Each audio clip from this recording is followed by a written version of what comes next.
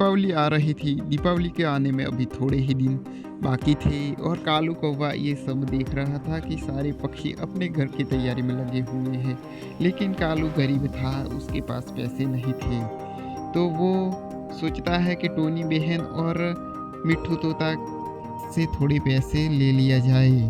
और वो कहता है रानी कौवी को, रानी कौवी, मैं जाता हूँ मिट्ठू तोता और टोनी बहन के पास, उनके पास से थोड़े बहुत पैसे ले आता हूँ और उससे जो पैसे आएंगे उससे हम फटाके की दुकान डालेंगे और बहुत सारा व्यापार करेंगे। ठीक है कालू, तुम जाओ और पैसे लेके आओ और टोनी बहन से पास से मदद मांगना जरूरी है। कालू जाता है। टोनी बहन, आपको थोड़ी मदद करनी पड़ेगी मुझे।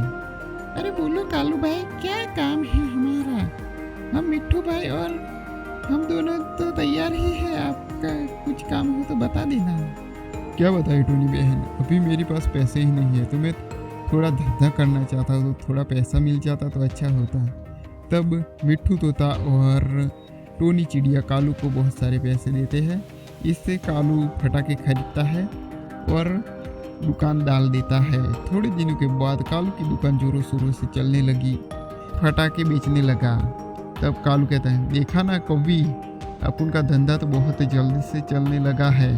तब रानी कौवी कहती है, हाँ धंधा तो बहुत ही अच्छा चलता है कालू, लेकिन हमें जल्द से जल्द टोनी चिड़िया और मिट्ठू तोता के पैसे लौटाने होंगे। थोड़े दिनों के बाद कालू मिट्ठू तोता और टोनी चिड़िया के पैसे लौटा देता है और कहता है कि थैंक यू टोनी चिड़िया और मिट्ठू तोता, मैं तुम्हारा आभारी रहूँगा, तुमने मेरी बुरे समय में वक्त पे मदद की है। ऐसे ही कालू का धंधा जोरों शोरों से चलता है और वो बहुत सारे फटाके बेचता है। अब दीपावली के 2 ही दिन बाकी थे और कालू में थोड़ा घमंड आ जाता है क्योंकि उसके पास बहुत ही पैसे आ गए थे।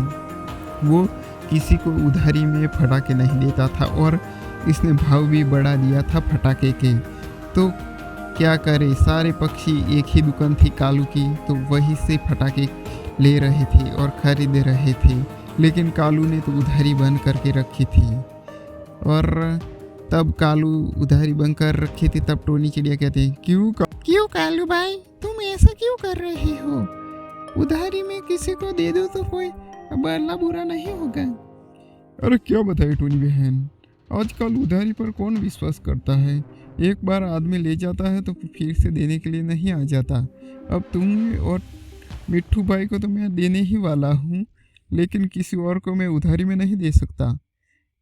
अब दीपावली का एक ही दिन था और कालू की दुकान में आग लग जाती है और सारे पटाखे जल के राख हो जाते हैं और कालू फिर से बर्बाद हो जाता है और सारे पटाखे फूट जाते हैं। कालू रोता हुआ टोनी बहन और मिट्ठू भाई के पास आता है। तो मिट्ठू तोता और टोनी बहन कहते हैं, कालू भैया, ये तुम्हारे किए हुए की सजा मिल रही है तुम्हें। तो मिट्ठू कहता है, हाँ कालू भाई, तुम्हारे किए की सजा मिल रही है तुम्हें किसी का भला किया होता तो आज तुम्हारे साथ अच्छा होता, लेकिन तुमने किसी की मदद नहीं की। अब दीपावली के दिन ही तुम्हें रोने का दिन आ गया। हम इसमें क्या कर सकते हैं, लेकिन हम तुम्हारे साथ जरूर रहेंगे। है तो इस जंगल के ही हम सब एक पक्षी।